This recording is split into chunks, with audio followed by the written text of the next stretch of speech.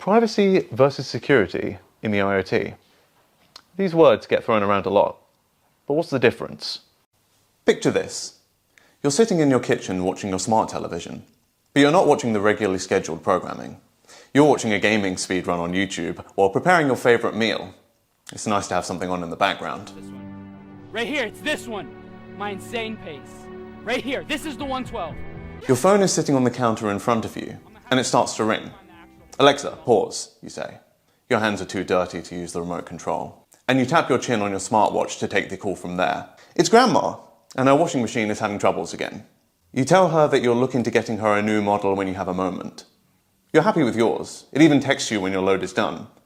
But you don't recommend that one. It might be a little too complicated for Grandma, even though your family just got her the latest smartphone.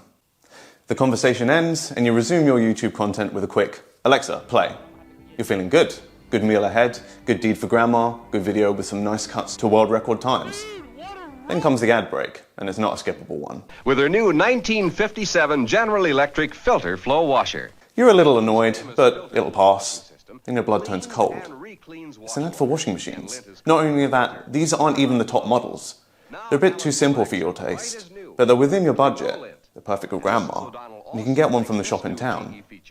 Look around the room at all the smart machines that surround you and start to wonder, which one of these devices was listening to that phone call? Delicate things, things that need special treatment.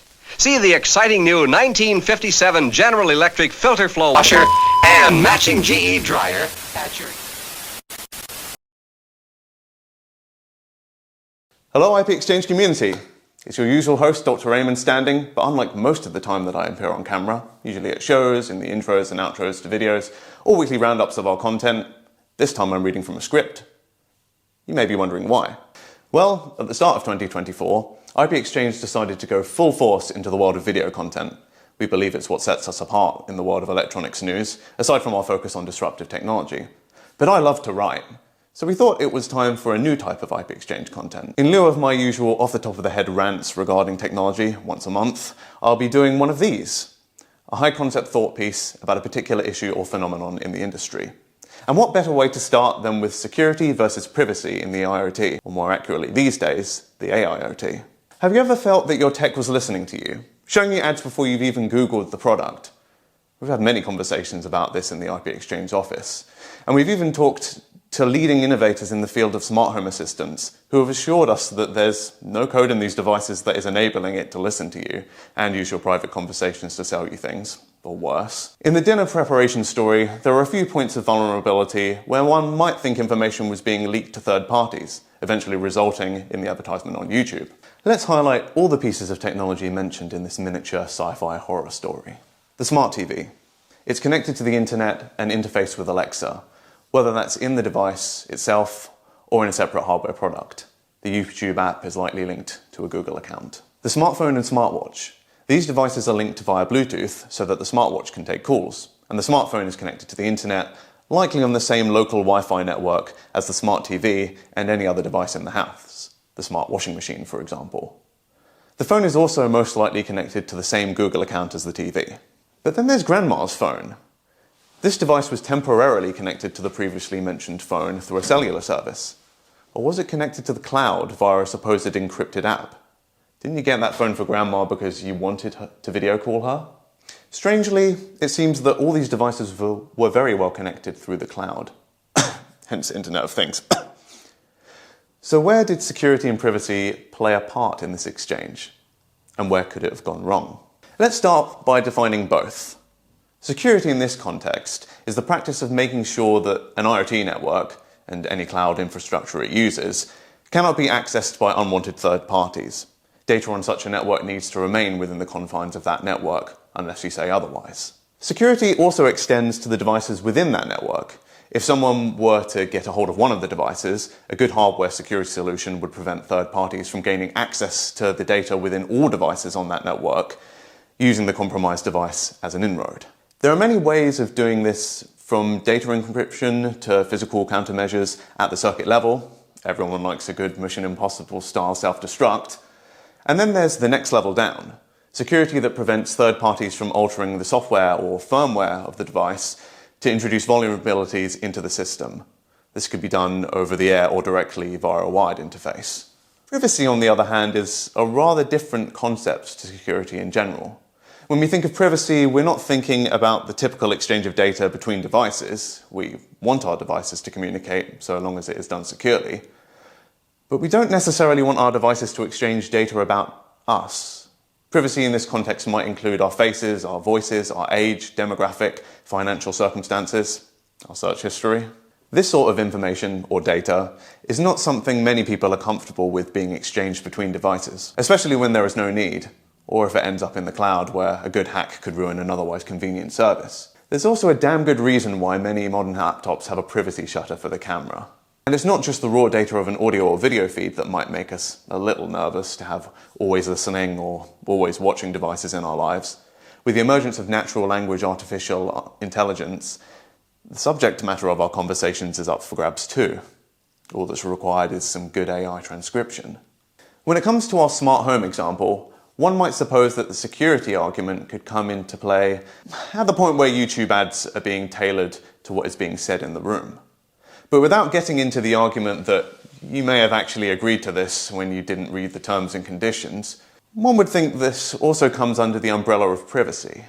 As well as possible access to your budgeting spreadsheet, which might also be backed up in the cloud through Google Docs, intimate details of your conversation with grandma were being used to manipulate you with targeted ads. Targeted ads are fine if it's based on your browsing history or whatnot, right? But this begs the question as to whether both your phone and grandma's phone know the relationship between the two of you. It's one thing for technology to listen to your conversation, but it's something different when that technology knows who is talking. And what if your IoT isn't secure, meaning that this information is up for grabs? What if at some point you get a call from someone pretending to be grandma? There's no one on the end of the line, but in the short time before you hang up, they found their way in. And now they know what you've been watching on YouTube, when you go out for a run and where, through the smartwatch, and what time you're out of the house, because you've always got your phone on you, and they now know when it's disconnected from the Wi-Fi. They know your face too, because how many hours do you spend staring at that screen, just south of a small unsecured camera? They'll easily recognize you when you've just left the house, or worse, when you're still in it. Perhaps I've weaved enough of a tale to make it very clear why security in the Internet of Things is essential. But there's still the issue of privacy to contend with. While good security protects your data, including all your private information, surely some of that information is not something that you would have ever wanted to be captured by the system.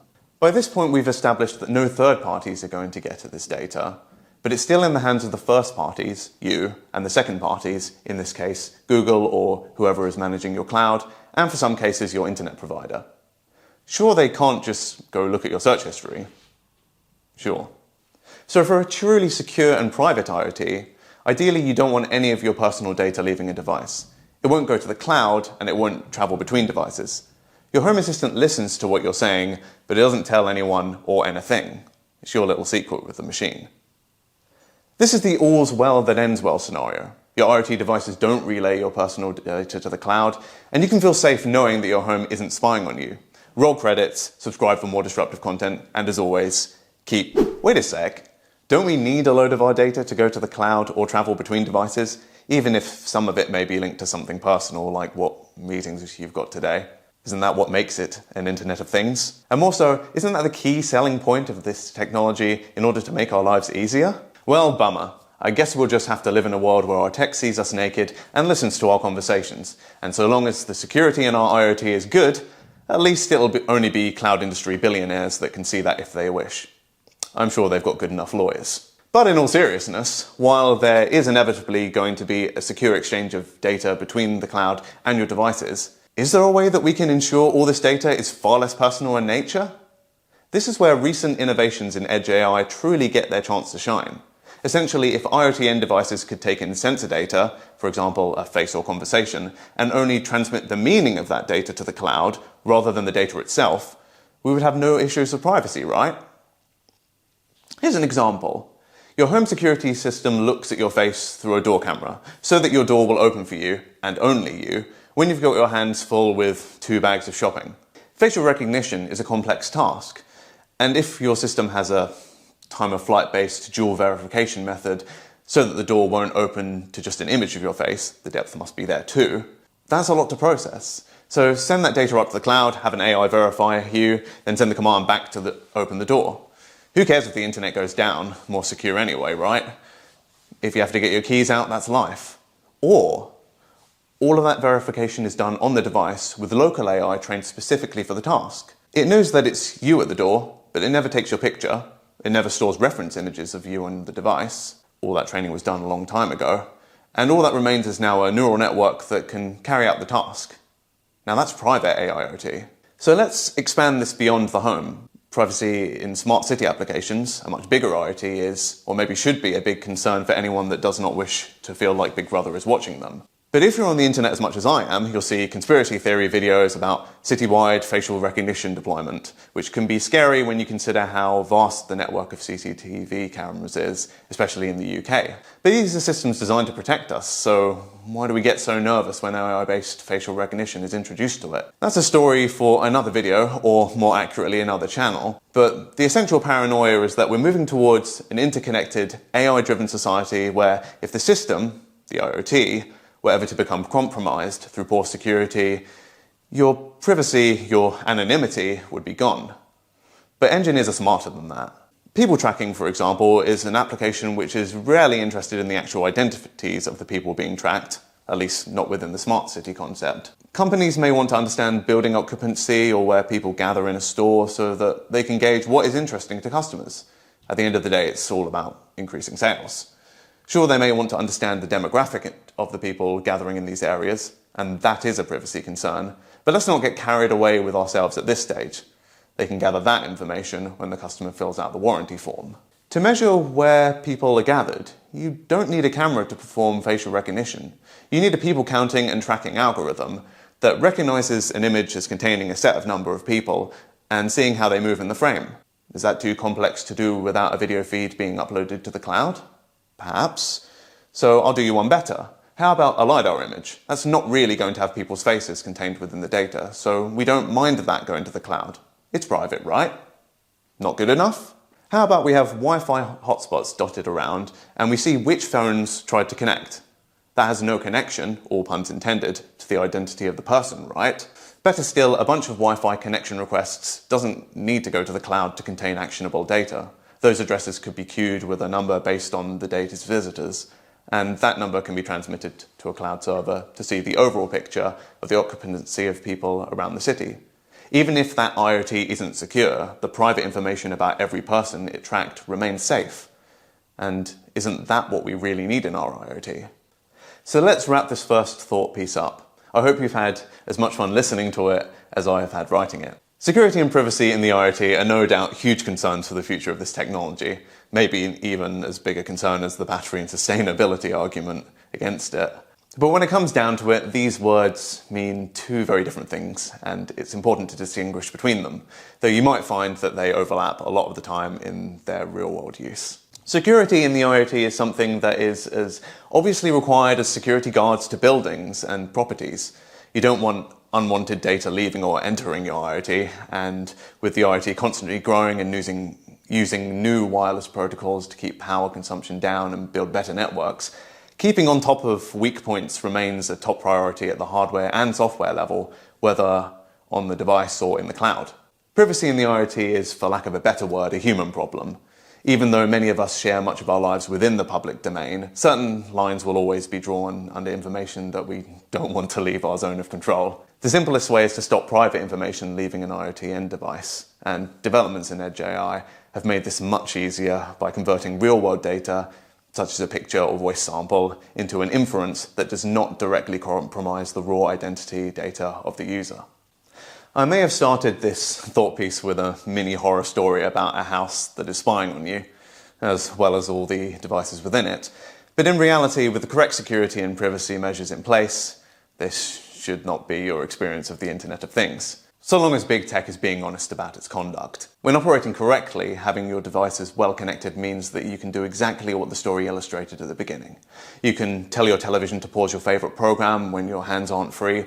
You can have your washing machine text you when a load is finished, and so much more. My dad even once controlled our family home's central heating from a holiday at Vietnam because I'd set it too high.